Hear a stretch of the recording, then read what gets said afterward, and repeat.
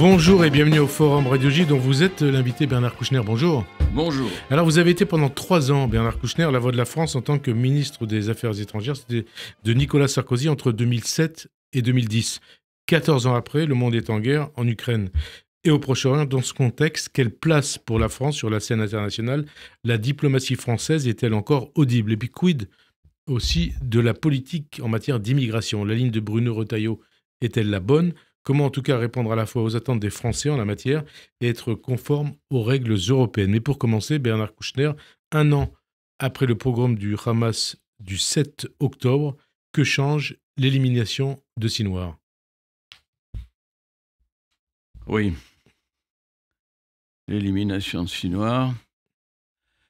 Un mot quand même sur le pogrom, parce que les gens n'arrivent pas à comprendre. Les informations, enfin je veux dire l'histoire du peuple juif et l'histoire des 50, plus que ça, des 100 dernières années, ils ne la connaissent pas. Et les jeunes Français ne savent même pas, souvent, trop souvent, ne savent pas ce que c'est que la Shoah.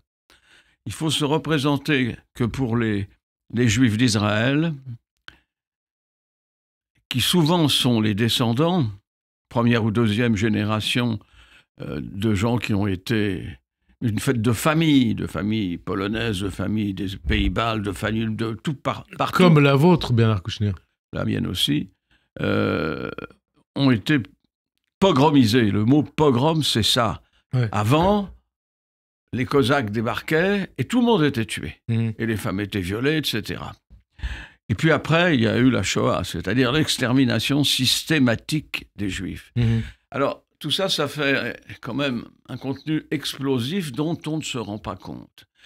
On parle de colonisation, on parle de haine, on parle de l'expansion d'un territoire, celui d'Israël. On parle de génocide, hein, on l'entend. Oui, on parle de génocide parce qu'on en parle à chaque... Pas à chaque meurtre, mais enfin... Très souvent, quand on parle de génocide sans savoir ce que c'est. Alors, le 7 octobre, c'est incroyablement important, c'est vital, c'est une réaction brutale et parfois on peut dire bestiale, complètement incompréhensible pour les gens et complètement évidente pour un pays comme Israël. Pour vous, quand vous avez entendu ce qui s'est passé le 7 octobre? D'abord, ma première réaction a été, comment dirais-je, plus que de l'effroi, une violence de sentiments et de j'allais dire de haine. Hein. Et qu'est-ce qu'ils ont fait? Pourquoi? Alors évidemment, pourquoi? C'était Gaza. Gaza était enfermé. Gaza, c'était ce qu'on appelait l'enfer à ciel ouvert. Bon, en tout cas, je finis là-dessus. Je répondrai aux autres questions, bien sûr, concernant même cet épisode du 7 octobre. Mais il n'était impossible de ne pas se rebeller, de se venger. Il était impossible de ne pas réagir. Là, vous parlez d'Israël, hein, vous considérez que la réponse d'Israël est tout à fait justifiée. Justifiée pas la façon dont on l'a fait peut-être, mais en tout cas, réagir militairement contre les gens qui avaient tué 1200 personnes, je ne sais combien, et enlevé 300 personnes, c'était impossible de ne pas réagir. Alors, 1 an après, l'élimination par Israël de Sinwar. Un an après, on a tué beaucoup de monde, énormément de monde. 1 an après, on a constaté que maintenant les chiffres ne sont pas trop discutés, mais enfin, il doit y avoir. Enfin, est-ce que, vous parlez des chiffres, quand même, une chose. Est-ce qu'on peut donner d'emblée, justifier, enfin, considérer d'emblée que les chiffres du Hamas et la rhétorique du Hamas oui, ces chiffres étaient suspects, mais maintenant ils ont été confirmés par tout le monde, par les Croix-Rouges, par des ONG. Je ne sais pas si c'est 40 000 ou 35 000, mais c'est énorme. On a massacré énormément et on a détruit majoritairement, enfin beaucoup plus que la moitié, évidemment de la ville de Gaza, mais de toute la bande de Gaza. Donc, c'était quand même une réaction extrêmement brutale. Et non seulement brutale, mais meurtrière. Je ne m'en satisfais pas. J'ai passé ma vie à essayer d'arrêter les guerres, hein, plus ou moins de chance, plus ou moins de succès, et aussi à aller soigner les blessés. Donc, je ne peux pas trouver ça bien, mais c'est comme ça, on devait réagir. On devait réagir, Israël devait réagir. Le Hezbollah a commencé dès le 8 octobre à tirer des missiles et des roquettes sur Israël. Partant de ce constat, je suppose que vous dites comme pour le Hamas, la réponse d'Israël est justifiée. Hein? La réponse du Hamas est justifiée. Non, d'Israël sur le... Mais non, mais c'est justement, on peut le dire pour tous. C'est justifié parce que lui, le premier à taper, là, le premier, c'était évidemment le Hamas. Bon, et Hezbollah? Le Hezbollah, c'est pareil. Le Hezbollah, attendez, ne confondons pas tout. Là, nous parlons de Gaza, et le Hamas, évidemment, avait préparé tout ça, très bien d'ailleurs, avec l'aide de qui? Des Iraniens. Tout avait été financé, tout avait été minutieusement préparé, à Noir en tout cas. Bon, ils participaient, mais les Iraniens avaient concocté, avaient monté ce plan avec la prise d'otages. Et tuer les enfants, tuer les jeunes filles, violer tout. Bon, écoutez ça. Tout ça est ignoble. Le domicile du Premier ministre israélien Benjamin Netanyahou à Césarée a été hier la cible d'une attaque de drone. Quiconque essaie de faire du mal aux citoyens d'État d'Israël paiera un prix élevé pour ça. C'est Netanyahou qui a réagi ainsi hier. Vous le comprenez? Non, d'abord, je comprends. C'est un épisode, comme dirait Le Pen, pour le détail. Un point de détail, c'est ça? Un point de détail. Non, c'est pas un détail, mais c'est une volonté. Et c'est montrer aussi qu'ils sont encore équipés de bonne façon. Les drones qui ont échappé à la surveillance du ciel d'Israël, ça prouve quelque chose. Non, mais que la réaction ait été légitime, oui. C'est vrai, elle a été légitime. Brutale, elle devait l'être. Significative, oui. Maintenant, la poursuite de la guerre de cette façon, moi je pense toujours que non seulement il faut défendre les Juifs, et les gens attaqués en général d'ailleurs, mais les Juifs en particulier, mais je ne pense pas qu'il y ait de solution militaire. Je ne pense pas qu'il y ait de solution militaire. C'est-à-dire, la mort de Sinwar, est-ce qu'elle doit signifier, est-ce qu'elle peut signifier la fin de la guerre à Gaza? Non. Non? Mais la mort de Sinwar est un événement qui va modifier de toute façon. Je pense que le Hamas a été terriblement frappé, je l'ai dit, pour la destruction, pour les malheurs de ces pauvres gens. Vous savez, moi, j'ai travaillé à Gaza, j'ai travaillé à l'hôpital Shifa, etc. À cette époque, c'est quand même il y a plusieurs années, il y a deux choses que je voudrais vous dire. Il y a au moins 40 ans. Oui, en 40 ans, il ne faut pas exagérer, j'étais plus petit. Oui. Mais en tout cas, j'ai retrouvé un discours que, ministre, j'avais adressé à l'Assemblée nationale, au Sénat, je ne sais pas. Je prends ce discours aujourd'hui, je l'ai retrouvé hier. Je crois que c'était en 2009, si je ne me trompe pas. Oui, 2009. J'enlève pas un mot, c'est exactement la même chose. Et vous disiez quoi à l'époque? Bon, à l'époque, c'était pareil, c'était arrêtons la violence, mais après, il faut vraiment qu'on se parle, et puis, un jour, il y aura deux États, et puis papa. Mais ça, on dit ça depuis des dizaines d'années. Depuis d'ailleurs, le premier en France qui avait dit ça, c'était François Mitterrand à la Knesset en 1982. Oui, oui, deux États pour deux peuples, oui. Oui, mais il n'avait pas tort. Il n'avait pas tort, mais personne ne l'a fait. Est-ce que les pays arabes le veulent? Non. Non, ils voulaient se servir des Palestiniens pour leur propre gloire, pour leur propre développement, et puis, de toute façon, la haine s'installait. Mais les pays arabes n'ont pas voulu. Si, peut-être la Jordanie. La Jordanie a été quand même beaucoup plus raisonnable. L'Égypte? L'Égypte, ils ont signé. Non, l'homme a salué, c'est Sadat. Le courage qu'il lui a fallu pour faire ça et se faire assassiner, pour que le président égyptien aille lui-même, tout seul, à Jérusalem, c'est formidable. Formidable. Maintenant, on se rend compte de ce que ça... on s'en est rendu compte dans les années qui ont suivi, mais c'était un phénomène Puisque formidable. Vous parlez de Sadat, un mot aussi sur l'ancienne première ministre israélienne, Golda Meir. Elle s'adressait ainsi au chef d'État arabe. Donc elle a été première ministre jusqu'en 1974. Elle est partie 6 mois après la guerre de Kippour, en avril 1974. Elle dit quoi, Golda Meir? Nous pouvons leur pardonner d'avoir tué nos enfants, mais nous ne leur pardonnerons jamais d'avoir forcé nos enfants à tuer les leurs. Je préfère encore vos condamnations que à vos condoléances. Est-ce que cela vous parle, Bernard Kouchner? Oui. Est-ce que vous comprenez que ça puisse être encore d'actualité 50 ans après? Je ne le comprends pas. Oui, je le comprends. Enfin, je le constate, mais ces paroles. C'est pareil, je vous dis, mon discours de vie. Madame Golda Meir était une femme formidable. Elle a dit aussi que elle avait appris la haine. Parce qu'il y a beaucoup de haine. Enfin, d'une certaine façon, se battre et tuer les gens, vaut mieux avoir la haine, parce que sinon... Et puis la paix, on peut la faire qu'avec nos ennemis. Hein. Oui, mais enfin, on n'est pas en train de le faire. Ouais. Alors... Et donc, Golda Meir, donc 50 ans après... Non, 50 ans après, bien sûr, son discours est excellent. Enfin, son discours... C'est pas... Oui, mais le sentiment que ça dégage, là, comment dirais-je, la bonté que ça dégage, voilà. Et Golda Meir qui avait lancé l'opération contre les responsables du massacre de Munich. Oui, et les a suivis à travers le monde. Et ça a duré 20 ans. Oui, et ça a marché. Et ça a marché. Alors, ça a marché. Qu'est-ce qui a changé? Ouais. Il y a le Hamas, le Hezbollah et l'Iran, qui a, vous en avez parlé, qui à 2 reprises envoyé des centaines de missiles et de drones en Israël. Ni la France, ni les États-Unis semblent souhaiter qu'Israël attaque les sites nucléaires et les sites pétroliers iraniens. Qu'est-ce qui reste alors? C'est long, compliqué à expliquer. Les Iraniens ont fabriqué une grande part de la haine, disons, des musulmans de la région au sens très large du terme.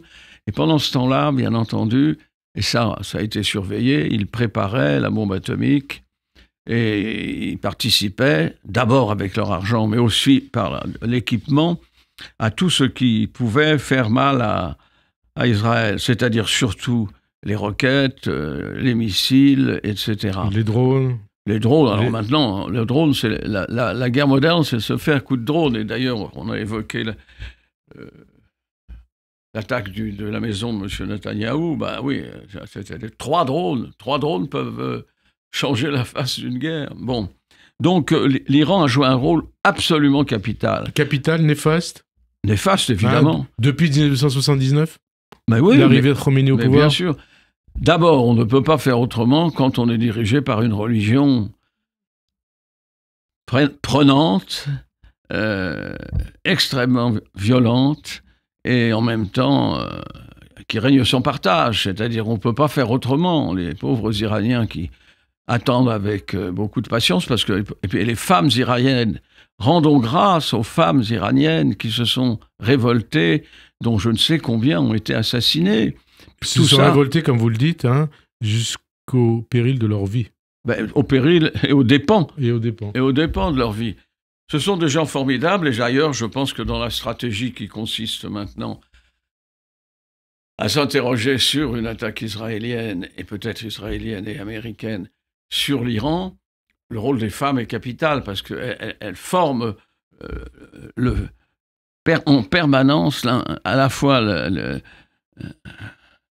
le goût de la paix, c'est-elle l'espèce de stratégie de paix qui peut se passer dans l'opposition au péril de leur vie, oui, ce sont les femmes. 45 ans après l'arrivée de Khomeini au pouvoir. Moi, j'ai retrouvé une déclaration que vous aviez faite le 16 septembre 2007. Vous étiez alors ministre des Affaires étrangères et vous déclariez, je vous cite, que la crise du nucléaire iranien impose de se préparer au pire, qui est la guerre. C'est vous qui le disiez. 17 ans après, vous dites la même chose. Est-ce que vous dites il faut éradiquer ce régime par la force, par la guerre? J'emploie pas ce mot. Éradiquer. Il y a un côté nazi là-dedans.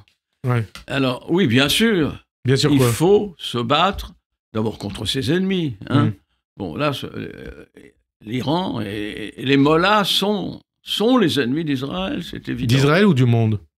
Oh, je veux bien dire du monde, mais enfin, c'est Israël qui est visé pour le moment. Oui, ouais. La religion exacerbée comme elle l'est, l'espèce de bréviaire de la haine, oui, ça vise le monde entier, mais d'ailleurs, c'est nous. Ouais. N'oublions pas que nous avons participé, que la France a été, en particulier au Liban, en but aux assassins de... les 58 soldats français de la FINUL qui ont été assassinés au Drakkar par le Hezbollah en 83, c'était le bras armé de l'Iran. C'était le même. Le bras armé de l'Iran. Et d'ailleurs, ce qu'on s'est demandé, c'est pourquoi, quand Nasrallah a été éliminé par Israël, la France n'a pas dit merci.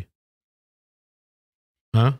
Les La États-Unis l'ont France, fait? bah non, mais la France, ça veut dire quoi? La France m'étonne dans ce cas-là, Ouais. qu'elle n'ait pas réagi. Mais est-ce qu'il y a une politique ferme de la France?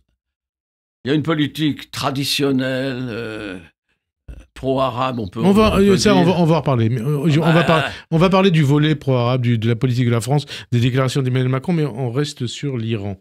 L'Iran qui appelle depuis des années à la destruction d'Israël et donc passer à l'acte avec à travers ses proxys, puis ses missiles et ses drones envoyés sur Israël. Est-ce qu'on peut laisser, et ça nous renvoie à votre déclaration de 2007, est-ce qu'on peut laisser l'Iran devenir une puissance nucléaire?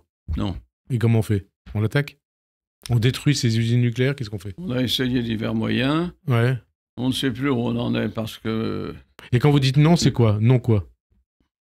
Bah, il y a soit la solution, là encore, uniquement militaire, et c'est très difficile parce que les centrales, enfin, celles qu'on connaît, les sites sont terriblement enterrés, et même si les progrès, si j'ose dire, progrès militaires et des projets de meurtre ont été faits, c'est très difficile, dit-on, les techniciens, de frapper directement. Mais peut-être faudra-t-il le faire, et je dirais, sans doute faudra-t-il le faire. C'est-à-dire attaquer l'Iran, détruire ses centrales attaquer nucléaires. l'Iran avant que, si ils ont une bombe atomique ou 3 bombes atomiques, ils ne savent pas, pour le moment, les projeter.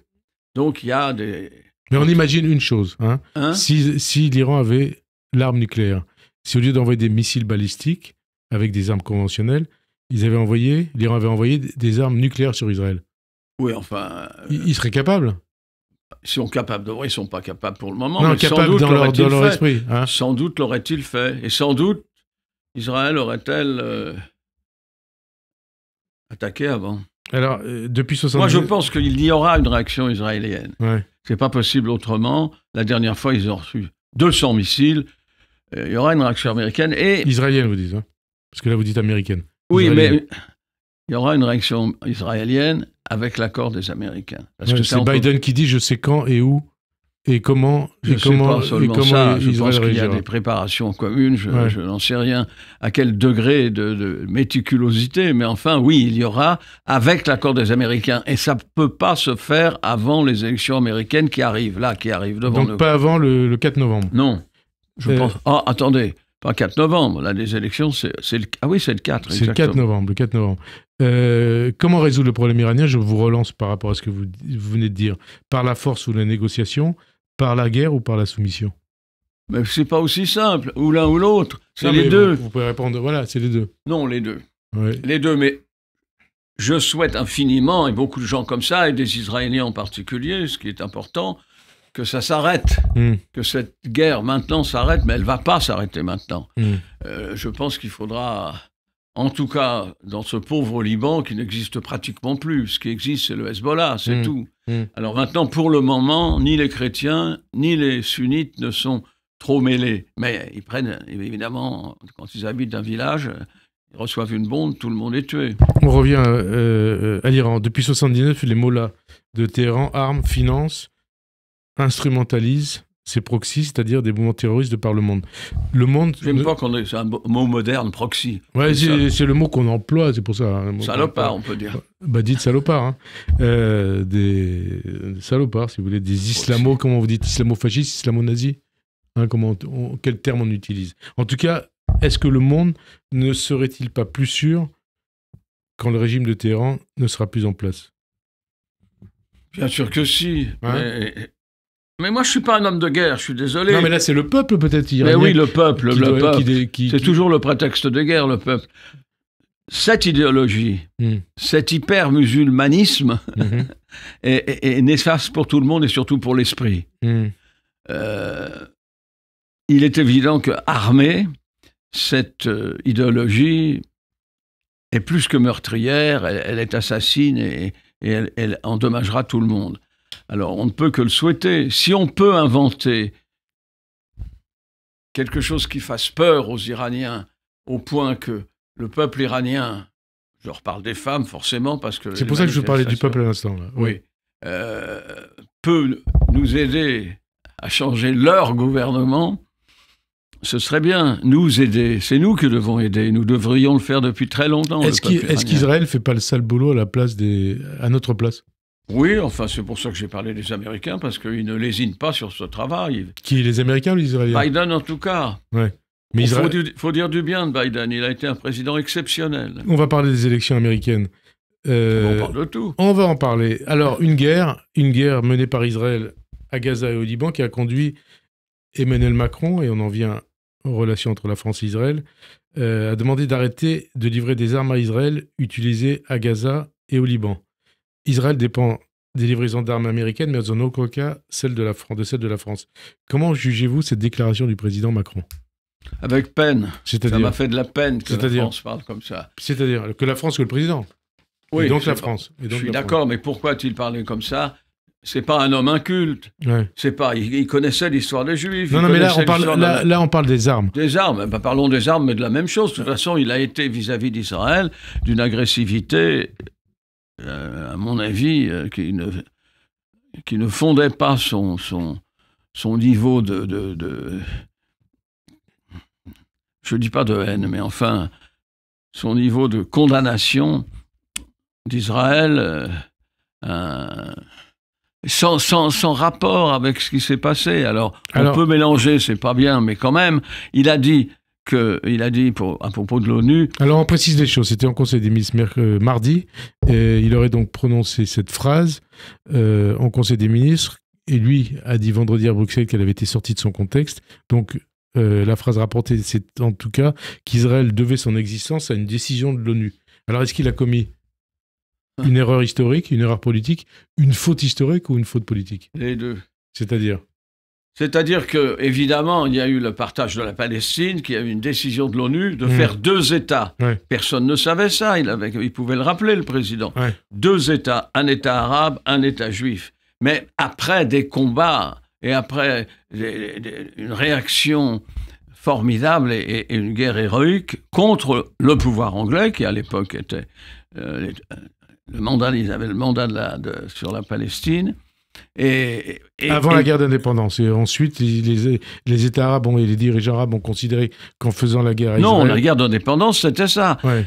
Il a décidé qu'il y avait un foyer juif et qu'il y avait un foyer arabe. Il l'a décidé, c'était le début d'Israël, mais ce n'est pas la création d'Israël. Ouais. La création d'Israël, ce sont les Israéliens qui l'ont faite. Et ils l'ont faite après avoir été tués par la Shoah. Les résistants, enfin les survivants sont allés en Israël et ils ont les armes à la main, commencé de construire. Et donc quand vous entendez qu'Emmanuel Macron aurait prononcé cette phrase, qu'est-ce que vous dites? Ça m'étonne de lui et c'est une grosse erreur. Une grosse erreur.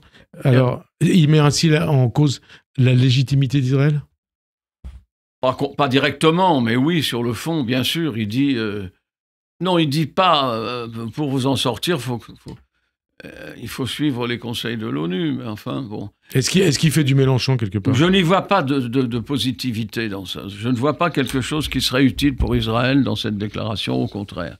Il y a une espèce de rudesse et de renvoi d'Israël, je ne sais où. Israël n'a pas le droit de faire ça. Mais Israël a le droit de faire rien du tout. Israël veut vivre, et tous les gens, en particulier le Hamas, et le Hezbollah ont signé dans leur programme la destruction de l'État d'Israël. Et l'Iran. Hein? Et l'Iran. Et l'Iran, bien entendu, mais l'Iran ne parle pas. 2 phrases. Elle agit. 2 phrases du président coup sur coup sur les ventes d'armes à Israël. Oui. Et l'origine de la création de l'État qui ont débouché sur des tensions entre la France et Israël, entre Benjamin Netanyahou et Emmanuel Macron. Avez-vous déjà vu une telle crise ouverte entre Israël et la France et leurs dirigeants? Oui, enfin, depuis la phrase du général de Gaulle, d'ailleurs. Oui, mais enfin, d'abord, la France ne livre pas d'armes à Israël. Ouais, alors, c'était facile à dire. Bon. Deuxièmement, le président Macron et le Premier ministre Netanyahou se téléphonent quand même presque tous les jours, j'exagère. Mais c'est une faute politique et c'est une faute humaine. Et alors, on est au bord de la rupture entre les 2 pays ou pas? Non, c'est pas ce que vous avez été ministre des Affaires étrangères. Ça, c'est possible, mais c'est pas une raison. Non, mais est-ce que vous avez connu de telles relations entre les 2 pays?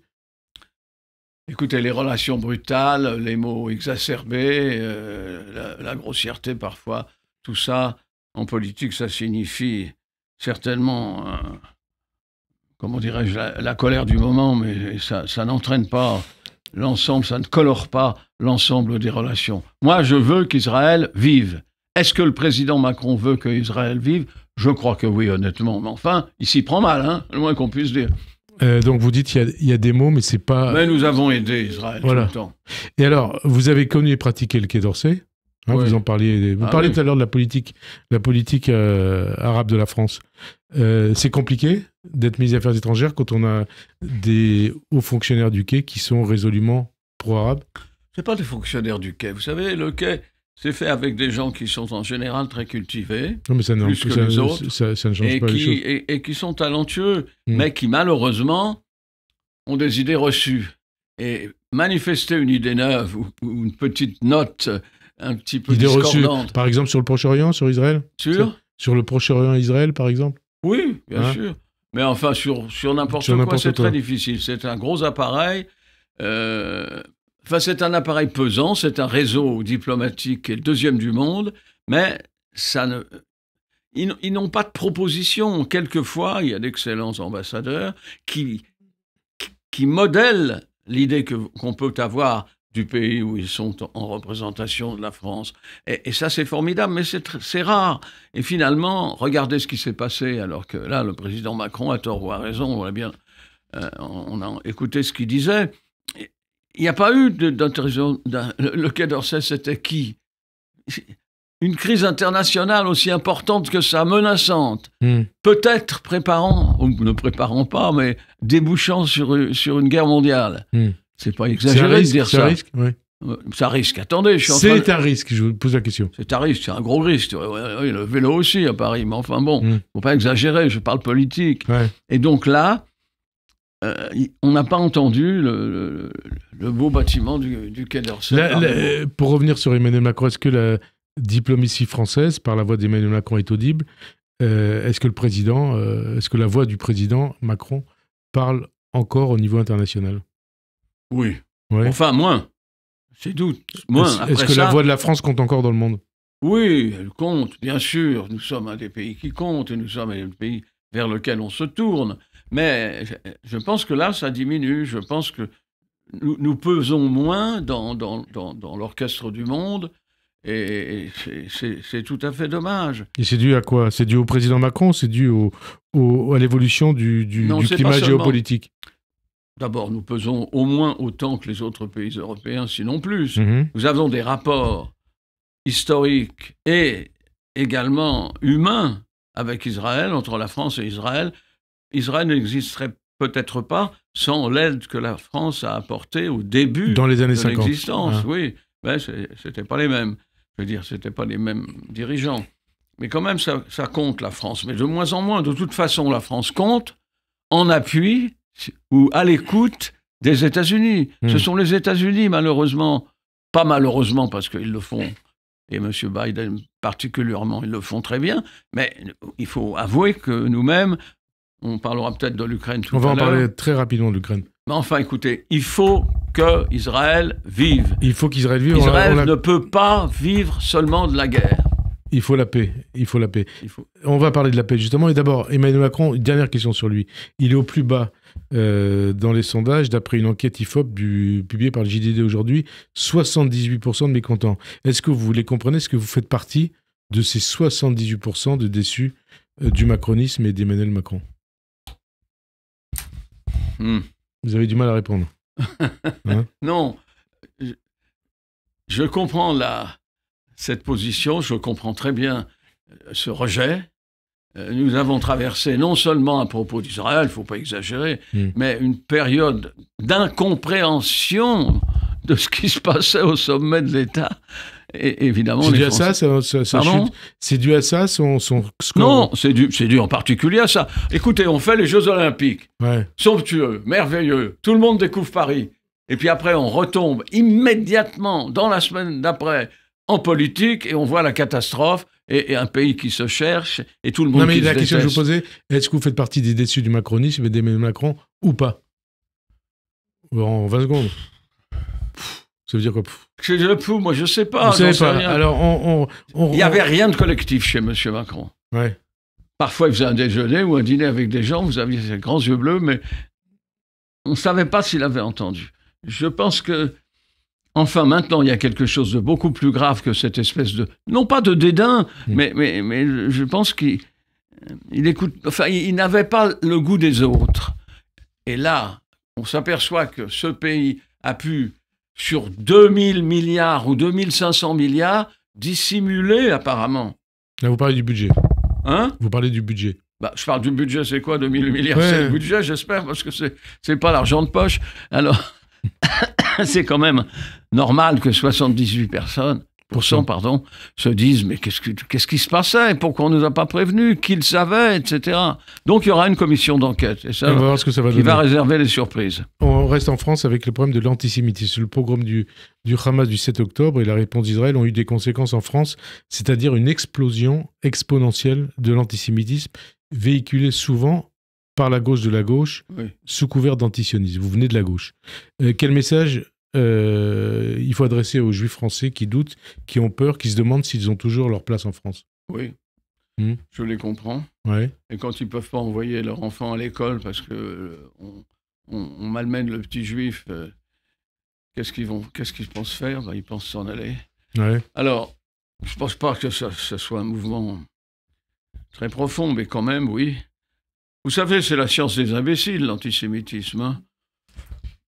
Quand on n'a rien à penser, on peut penser antisémitisme. Quand on a n'importe quel malheur, on peut penser antisémitisme. C'est un mal très profond. C'est un mal très profond, mais regardez, on va parler de vous. Vos grands-parents paternels, Samuel et Rachel, sont arrêtés en 1944 et déportés à Auschwitz. Ils font partie du convoi numéro 76 du 30 juin 1944. C'est juste de dire que ça a marqué votre vie, que quelque part ça a été à l'origine de votre engagement humanitaire et que quand vous voyez ce qui se passe au Jeux d'enfance, vous dites ça recommence? Je dis que ça n'a jamais cessé. Ouais. La France a toujours été antisémite. Ouais. Elle n'est pas qu'antisémite, elle est aussi le phare du monde, elle est aussi les droits de l'homme. Mais oui, je sentais profondément partout. Alors si c'est 30%, si c'est 15%, si c'est 40%, j'en sais rien. Mais l'antisémitisme, on le sent ou on le sent. Et là, depuis un an, ça vous marque? Oui, ça ne m'a pas étonné du tout. Oui, ça se voit bien tout. Bon, on voit les chiffres. Ouais. Bon, il est évident qu'il y a des actes antisémites pour rien, mais on est d'abord antisémite quand on est con. Et alors Mélenchon, il est con? Ah non, lui, c'est par calcul. C'est-à-dire, alors, parce qu'on précise les choses, hein. Oui, bah après... lui et ses amis, ses camarades de l'EFI multiplient depuis des années les déclarations et tweets Roland nauséabonds, antisémites, selon beaucoup d'observateurs, sur le CRIF, sur des personnalités d'origine juive. Il y a Elbron Pivet, Elisabeth Borne, Ruth Elkrieff, Benjamin Haddad, ou même Pierre Moscovici. Ça date de 2013. De quoi Mélenchon est-il le nom? Moi, pardon, je vais vous étonner, mais Mélenchon... Vous l'avez connu quand il... Bien sûr, j'ai été 2 ans dans le même ministère, mais lui, il ne m'a pas connu. Ouais. Il ne connaît plus personne, il connaît que son but, il veut être président.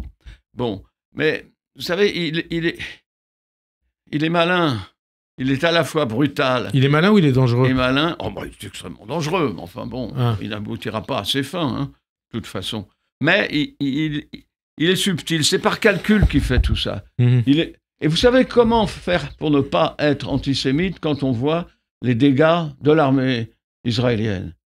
Contempler Gaza, c'est quand même un champ de meurtres, de désastres. C'est l'éclatement des familles. Bien sûr qu'il y a eu le 7 octobre, et Dieu sait si ça m'a révolté, mais se venger par 40 000 morts, si c'est vrai, si le chiffre est vrai, il doit être un peu augmenté. Mais enfin, il y a beaucoup de monde. Hein. Et c'est pas vrai que les Gazaouis étaient du côté de... Mais vous dites, attends, je comprends pas ce que vous dites. Vous dites, avec ce qui se passe à Gaza, c'est normal qu'on soit antisémite? C'est pas normal, mais la réaction peut être celle-là. Mais c'est pas normal de tuer les gens. C'est pas normal de faire la guerre. Je sais que c'est une activité humaine assez répandue. J'essaie de comprendre ce que vous dites. Non, vous avez très bien compris. Faites pas le malin, vous l'êtes. Alors, mais bien sûr que oui. C'est une guerre disproportionnée. Mm. Alors, bon, moi, je vous ai dit, la première chose que j'ai dit, la réaction militaire d'Israël après le 7 octobre était légitime et nécessaire. On l'attendait. Mm. Mais continuer comme ça et n'avoir de solution que militaire, c'est une erreur. Alors, on va emmener... Alors, vous me direz que, je vous le dis avant que vous dites, Ouais. évidemment, il y a aussi le Hezbollah, et ça va être dur. Hein. Mélenchon, vous n'avez pas répondu vraiment sur lui. Sur quoi? Sur Mélenchon. Mais non, je dis Mélenchon est malin. C'est un calcul qui lui fait préserver la rue arabe ou préserver les banlieues. Calcul il pense qu'il électoral. peut être élu là, bien sûr. Ouais. Mais pas seulement, peut-être qu'il le pense, mais je ne crois pas. L'Ukraine. Que pensez-vous du plan pour la victoire présenté par Volodymyr Zelensky cette semaine en Conseil européen? Zelensky est admirable. Il veut que son pays chasse les envahisseurs russes. Mais il y a quelque chose d'un peu gênant dans tout ça, c'est qu'un pays qui se bat avec l'argent des autres et qui dépend étroitement du matériel militaire envoyé, enfin fourni par les autres, à un moment donné, ça craque, c'est évident.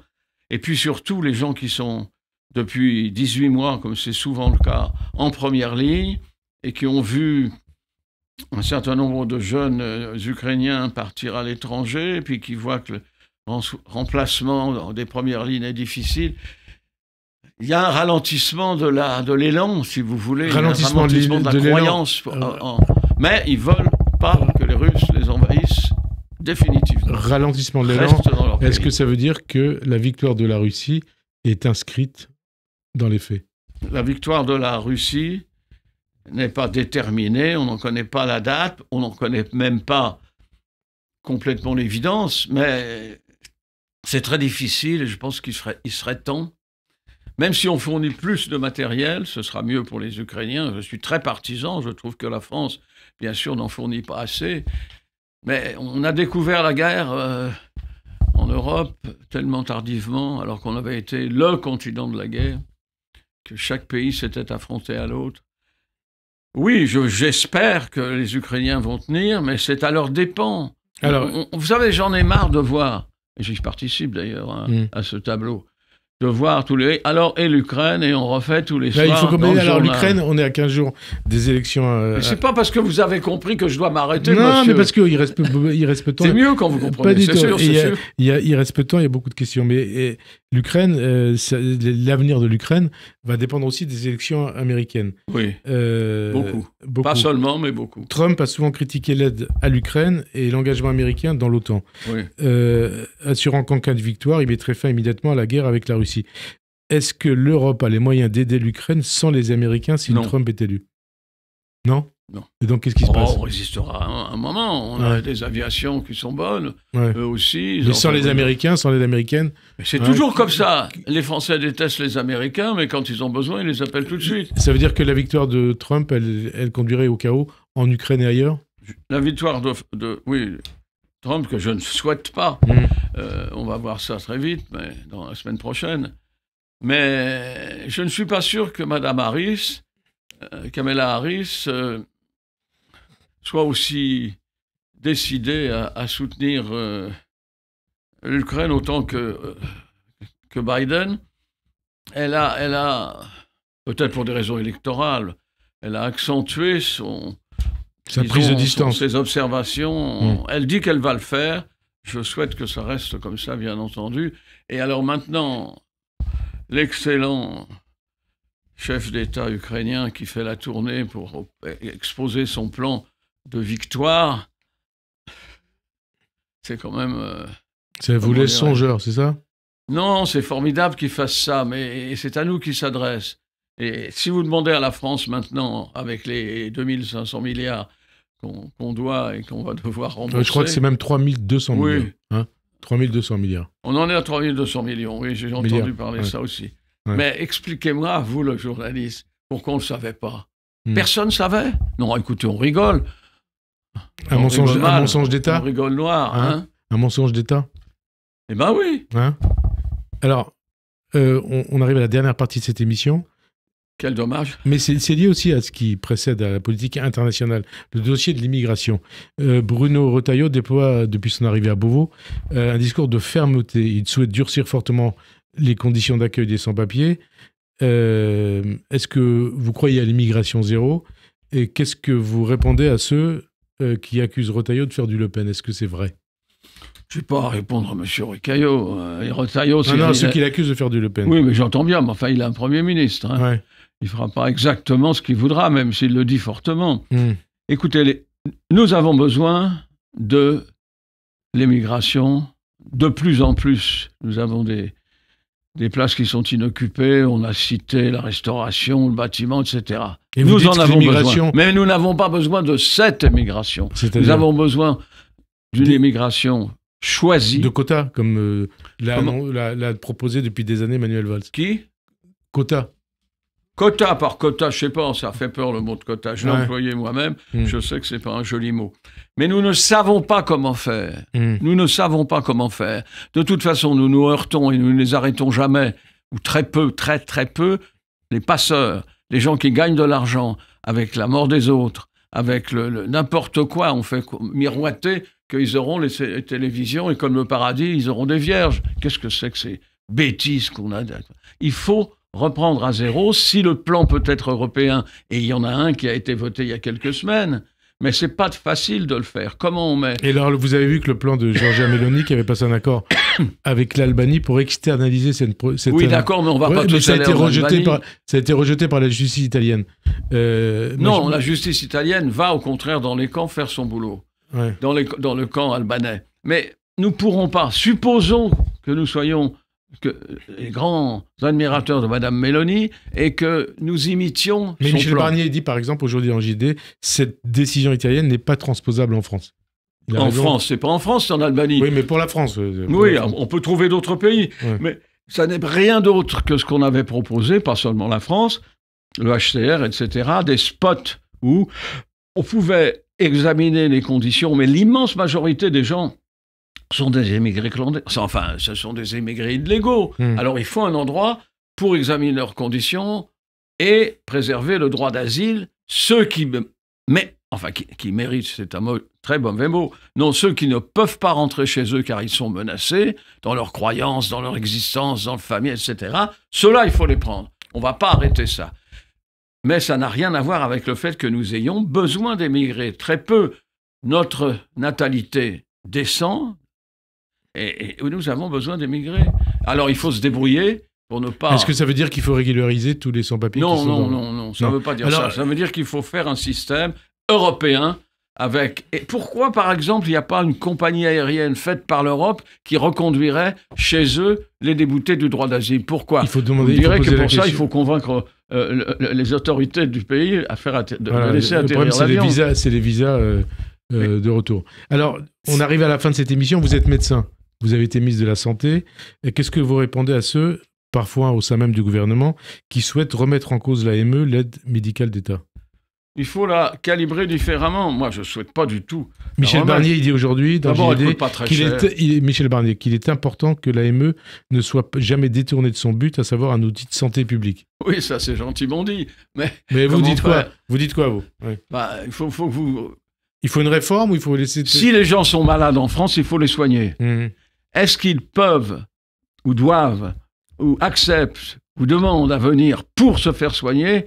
Ça, non, il faut passer au crible, oui. Il faut savoir qui peut être soigné. Il faut réduire le panier de soins. Absolument, mais il faut réduire le panier en général.